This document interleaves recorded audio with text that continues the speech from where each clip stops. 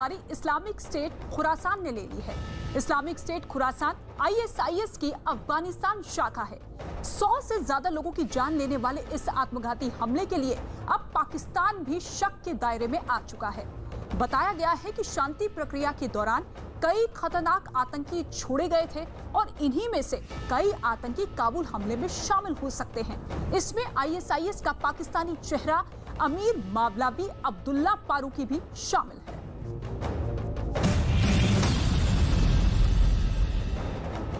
धमाके के बाद उठती लपटें और इसके बाद मची चीख पुकार। भले ही ये तस्वीरें इंसानियत को शर्मसार करने वाली हो, लेकिन इस हैवानियत की जिम्मेदारी आईएसआईएस ने बेहद गर्व के साथ ली है। धमाकों के कुछ ही देर बाद ही आईएसआईएस ने एक पर्चा जारी कर दिया। आईएसआईएस की तरफ से दावा किया गया कि उसके आत्मघाती हमलावर अब्दुल रहमान अल लोगरी ने तालिबान की सुरक्षा व्यवस्था को धता बताया और काबुल एयरपोर्ट के गेट के पास पहुंच गया। उसी ने अमेरिका और ब्रिटिश सैनिकों से 5 मीटर की दूरी पर पहुंचकर जोरदार विस्फोट कर दिया। तालिबान का दावा है कि 100 से ज्यादा स्थानीय लोगों और अमेरिकी सैनिकों की जान लेने वाले इस हमले में उसके भी 28 लड़ाके मारे गए। इन धमाकों की वजह अमेरिका के खिलाफ नफरत और कई आतंकी संगठनों की साजिश है। बताया गया कि अमेरिका ने 2017 में आईएसआईएस की गुफा में जो मदर ऑफ ऑल बम्स गिराए थे, उसी का बदला लेने के लिए काबुल में एक के बाद एक सिलसिलेवार बम धमाके किए गए। न्यूज़ 18 को मिली एक्सक्लूसिव जानकारी के मुताबिक काबुल में हुए बम धमाकों के सीधे तार पाकिस्तान से जुड़ रहे हैं, क्योंकि काबुल में हुए धमाकों की जिम्मेदारी जिस आईएसकेपी ने ली है, उसके गहरे रिश्ते पाकिस्तान के साथ हैं। आईएसकेपी यानी इस्लामिक स्टेट खुरासान का सरगना असलम फारूकी है, इसलिए इन धमाकों का मास्टरमाइंड होने से वो इनकार नहीं कर सकता।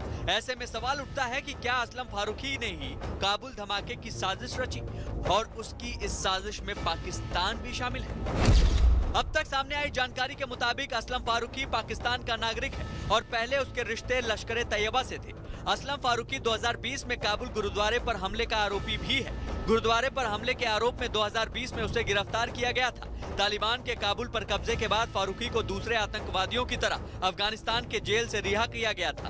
कहा जाता है कि पहले वो हक्कानी नेटवर्क भी चलाता था।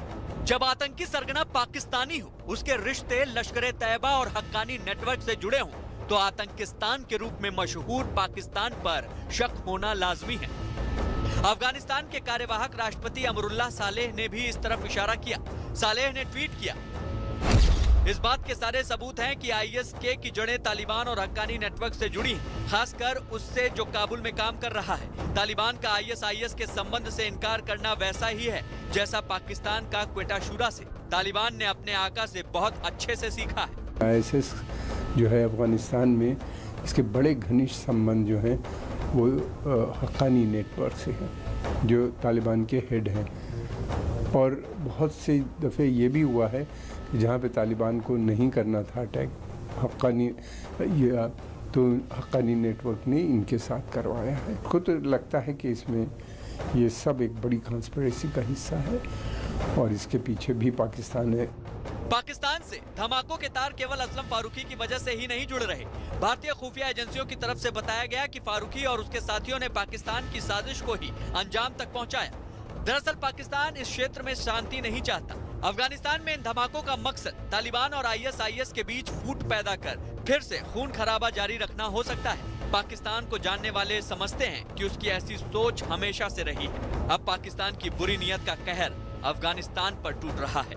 अफगानिस्तान फिर से एक बार खूनी दौर की तरफ बढ़ रहा है और चिंताजनक बात यह है कि जहां एयरपोर्ट की तरफ लोग अपनी जान बचाने के लिए भाग रहे हैं, वहीं पे ये धमाके हुए। एक तरह से जो बच के भागना चाहते हैं वहां से, अफगानिस्तान से, इस निजाम से, उन्हीं को टारगेट किया गया है। ये बहुत दुख की खबर है और लगता है अब खूनी संघर्ष वहां पे और तेज होगा और आपसी गुटों की लड़ाई में वहां का कॉमन अफगानी बुरी तरह सफर करेगा। आईएसआईएस के पीछे भी पाकिस्तान का ही हाथ बताया जाता है। पाकिस्तान में पलने वाले आतंकियों ने ही आईएसआईएस की शुरुआत की थी ताकि अफगानिस्तान सहित ईरान और मध्य एशिया में खून खराबा हो। 2014 में आईएसआईएस के लड़ाके जब सीरिया और इराक में फैल गए, तो इसके कुछ महीने बाद 2015 में आईएसआईएस की स्थापना हुई। तो आईएसआईएस की शुरुआत कुछ 100 पाकिस्तानी आतंकवादियों के साथ हुई। इस संगठन में खुरासान शब्द अफगानिस्तान के एक प्रांत के नाम पर जोड़ा गया। आईएसआईएस के अफगानिस्तान, ईरान और मध्य एशिया के ज्यादातर हिस्से